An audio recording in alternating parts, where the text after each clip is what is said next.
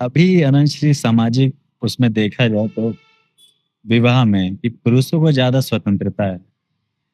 पहले अगर देखा जाए जो कहानियाँ भी हम लोग सुनते थे और होता था स्वयंवर होता था, हुँ। उसमें स्त्रियाँ खुद पुरुषों को चुनती थी।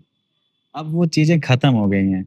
अब स्त्रियों के लिए एक बाध्यता हो गई है कि जिससे माँ-बाप कहेंगे उससे शादी करना है। हुँ। इस पूरे स्ट्रक्चर को आप कैसे देखते हैं?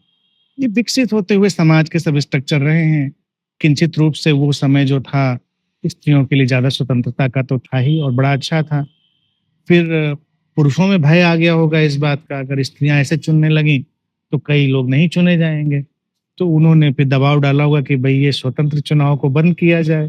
फिर तो लगातार बदलाव चलेंगे। लेकिन अब कालांतर में जैसे चीज़ें हुई और अब शिक्षा का विकास हो रहा है, तो शिक्षा के विकास के साथ अब स्त्रियों के पास फिर से चुनने की क्षमता आ रही है, फिर से वो चुन पा रही हैं। तो जब स्त्रियाँ नहीं चुन पा रही थीं, तो स्त्रियाँ एक तरह से शोषण का बहुत शिकार हुई, वो मशीन बन के रह गईं। वो दुखद पहलू था। अब दुखद पहलू को दूर करने का तो यही उपाय था कि शिक्षा का प्रसार हो, शिक्षा बढ़े, लोग आगे बढ़ें।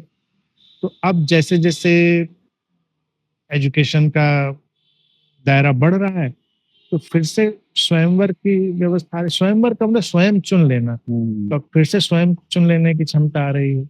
वो अच्छा है, ये बदलते हुए दायरे हैं समाज के।